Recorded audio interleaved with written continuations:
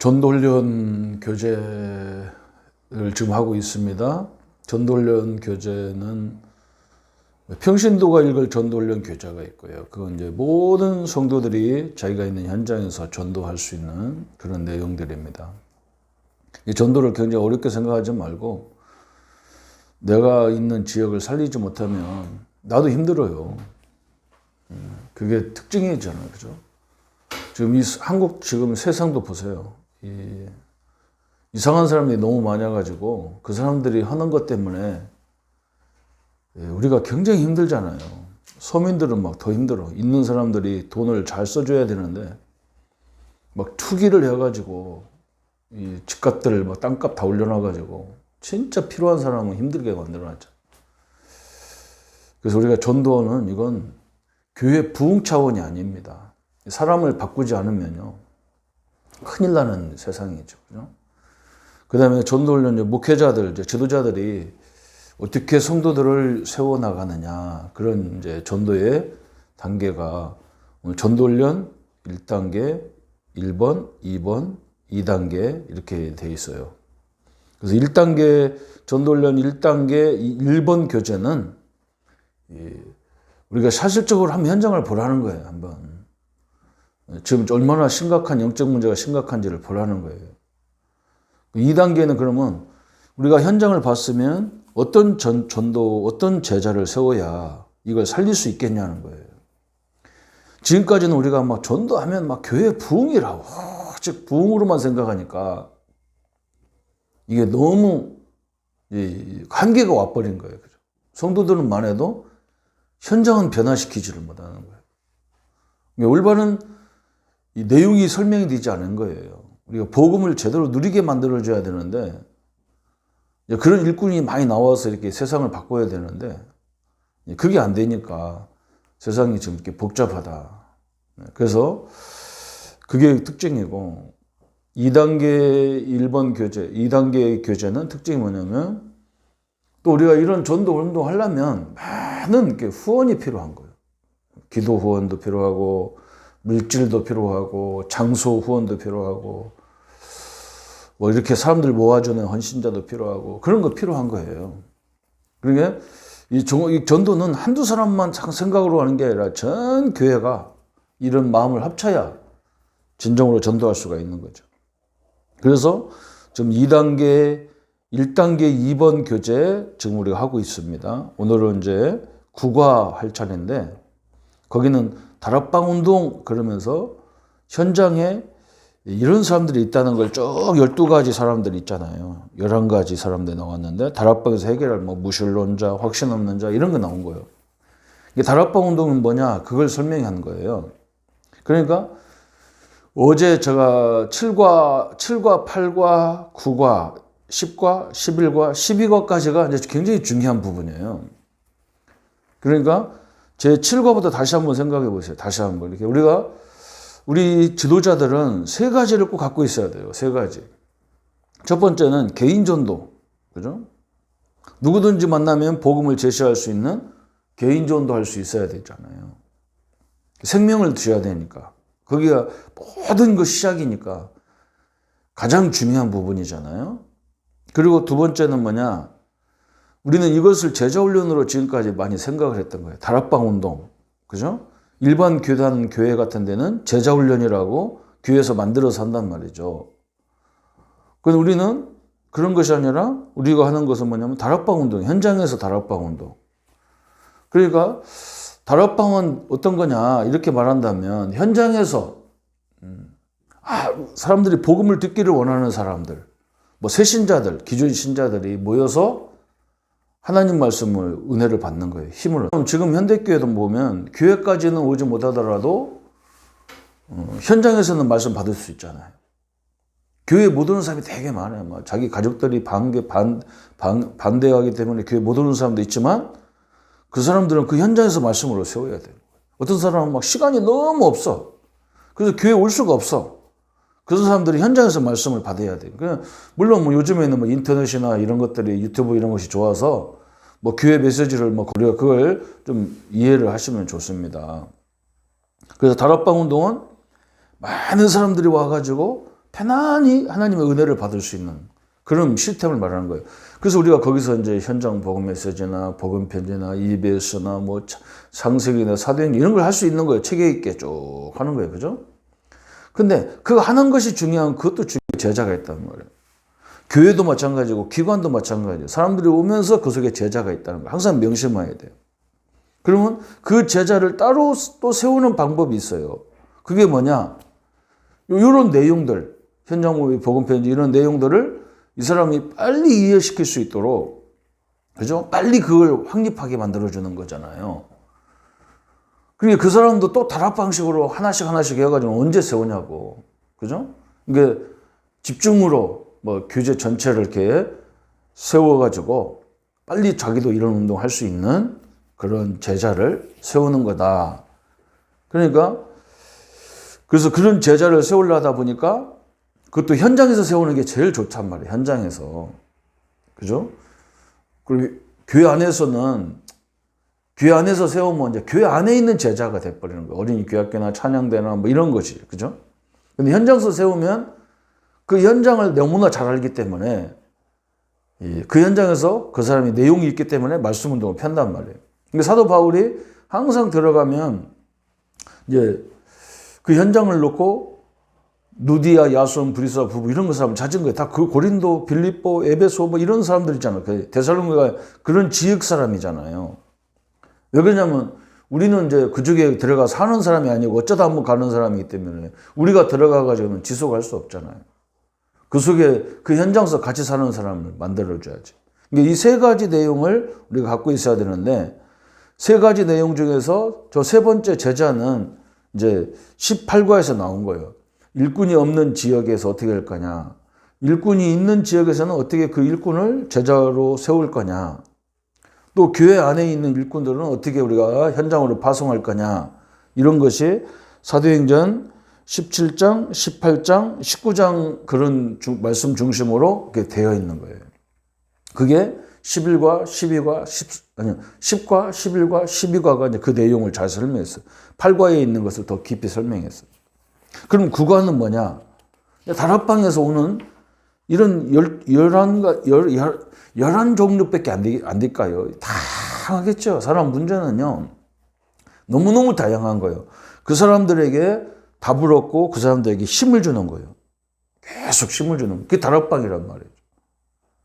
예, 그 원리를 잘 이해하면은 아마 이것은 내가 볼 때는 이해 못하면 그 사람은 인생에 큰 응답을 받을 수 있는 사람은 아닙니다. 이거요. 그죠? 이 어느 분야에도 이건 알아야 돼요. 이것을 가지고 다른 것도 다 적용을 그렇게 할 수가 있는 거예요. 그래서 다락방 운동 오늘 9과 하나만 딱 하겠습니다. 시간이 많이 갔기 때문에 9과는 다락방 운동. 그 첫 번째 다락방 전도는 평신도 운동의 현장이다 그랬어요. 평신도들이 자기가 있는 현장에서 자연스럽게 초대교회처럼 말씀 운동을 펴나간 거예요. 그 다락방 운동의 성경적 근거는 뭐냐? 마태복음 5장 1절에도 보면 예수님이 어디에 가든지 현장에 그 무리를 놓고 가르쳤어요. 그래서 거기서 막 제자가 나오고, 그래서 거기에 막 네 번째 보니까 골로새서 4장 15 눈바의 집, 브리스라 부부의 집, 누디아의 집을 활용해서 평신도들이 살고 있는 그 집을 활용한 거예요. 우리는 자꾸 뭐 하라 그러면 뭘 만들려고 그래, 돈 들여서. 무슨 뭐 장소를 사고 막 돈 들여가지고 돈 비싸게 막 돈 대출 받아가지고 막 이 지교회 만들고 뭐 만들려고 한다고. 초대교회는 전혀 그렇지 않았어요. 자기 있는 것을 활용했어요. 그거부터 시작해야 되는 거예요. 그거부터. 근데 나중에 뭐 집에 너무 많이 사람이 왔다 그러면 장소 얻을 수 있는 거지. 예, 제가 이걸 참 답답한 우리 한국교회가 이런 걸 아주 허황된 것을 갖고 있는 거예요. 그죠? 있는 걸 활용하지 않고 뭔가 막 자꾸 비벼다 갖고 막 이렇게 만들어 갖고 실제로 전도 운동을 다 막으려고 그래. 전도 운동 못하게 만든다니까요. 그 건물이 중요한 게 아니거든요. 성도들이 힘을 얻어야 뭐 응답을 받아야 뭐 살든지 말든지 할 거 아니에요. 그죠? 여러분 제발 이걸 이해를 해야 돼요. 그래서 이 운동이 끊이지 않고 막 계속하면서 어느 날 보면요. 그렇게 기독교를 핍박하던 로마가 바벨론이 애굽이 딱 무릎을 꿇어. 완전히 복음화가 되어졌잖아요. 우리는요, 이 사역자들은 제발 뭘 이렇게 펌나게 하지 마요. 있는 걸 활용하십시오. 있는 걸. 그리고 내게 주신 그런 것들을 활용하세요. 응? 아니, 내가 이런 가정에서 태어난 것은 하나님이 다 계획을 가지고 불러놨으니까 나 같은 사람 만나서 복음 주고 힘 주고 그러면 되지. 내가 제일 그 사람을 잘 이해할 수 있는 거잖아. 나는 그거 부끄러워서 막 우리 부모가 부끄럽고 내 가문이 부끄러워서 나는 그런 거 안 넣는다. 그거 바보 같은 짓이죠. 거기서 하나님이 그런 사람들이 그런 내가 이렇게 바뀌었다면 이 복음은 나 같은 사람도 다 살릴 수 있는 거 아닙니까? 그러면 그 살려놓으면 나중에 증거가 돼가지고 나중에는 이제 지도자들을 살리는 거예요. 지도자들을. 근데 그걸 안 하고 다 지도자를 되려고 하니까 이게 문제가 되는 거죠. 그죠? 그래서 다락방에서 해결해야 될 문제가 뭐냐? 무신론자. 이 사람은 이유 없어요. 하나님이 어디 계시냐? 그러는데요. 응? 그 사람은 내 속에 내 영이 있냐? 그러고 똑같은 거예요. 자기가 없다고 그래서 없는 게 아니잖아요. 그죠? 그래서 정확한 복음을 전해야 됩니다. 확신 없는 자에게는 확신을 심어주는 것이 이 다락방 운동이에요. 성령으로 함께하는 것을 확신을 심어줘야 돼요. 낙심자, 성령의 역사와 악령의 역사를 이 사람이 보지를 못하고 체험을 못한 거예요.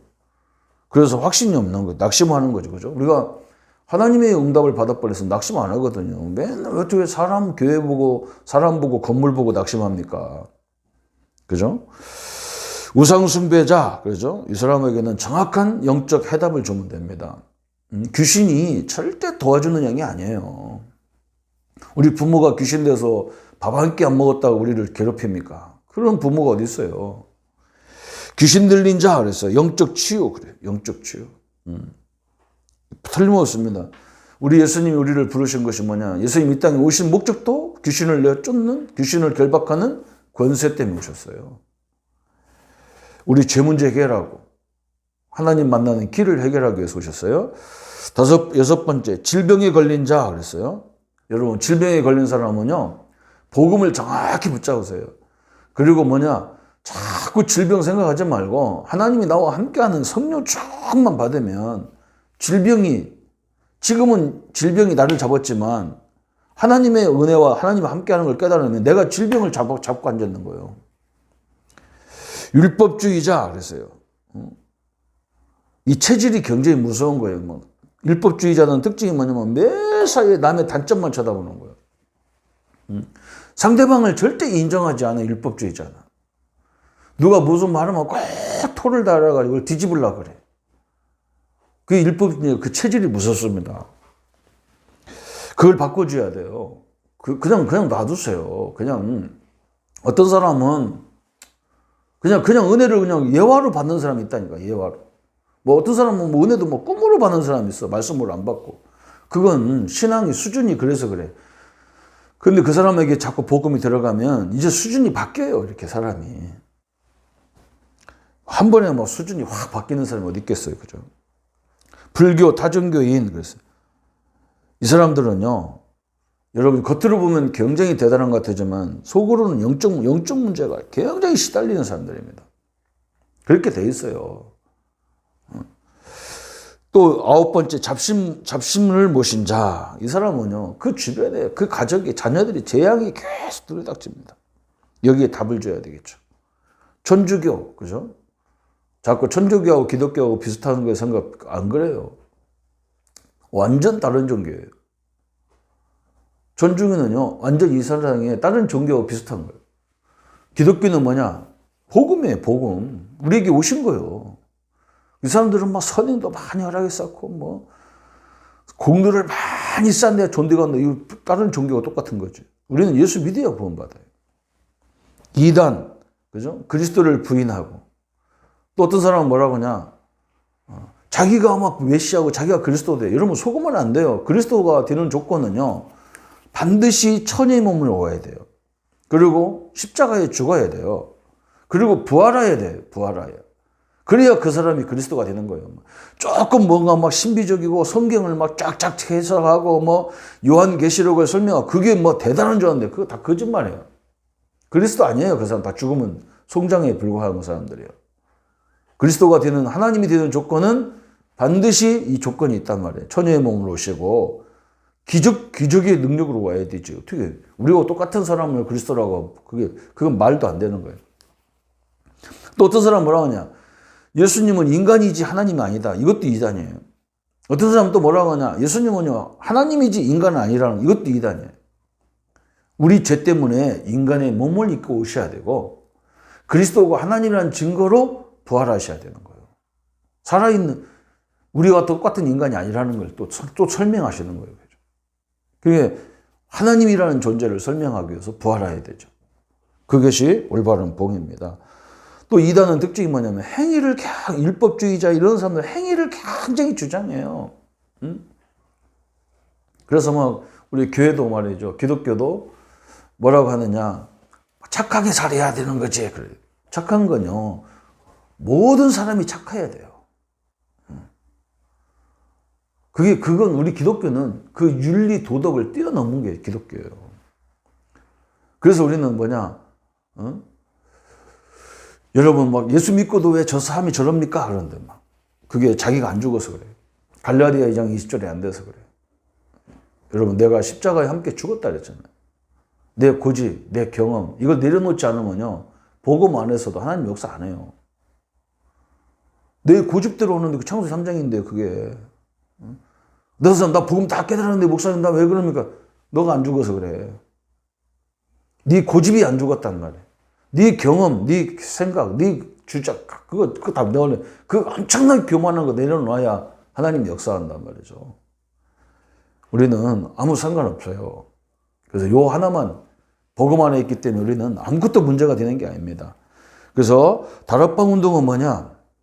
이런 다양한 사람들이 모여드는 곳이 다락방이에요. 그게 교회예요, 사실은. 그래서 우리가 끊임없이 말씀 운동 밖에는, 복음 운동 밖에는 이 사람들을 살릴 수가 없어요.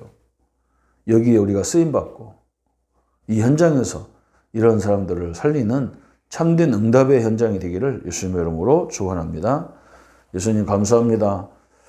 우리에게 온 인류를 살리는 구원의 비밀, 그리스도의 비밀을 주시고 또 현장에서 다양한 사람들이 영적으로 죽어갑니다.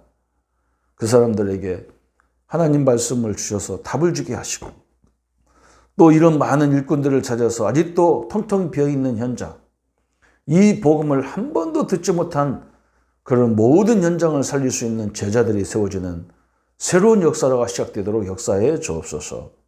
예수 그리스도 이름으로 기도합니다. 아멘.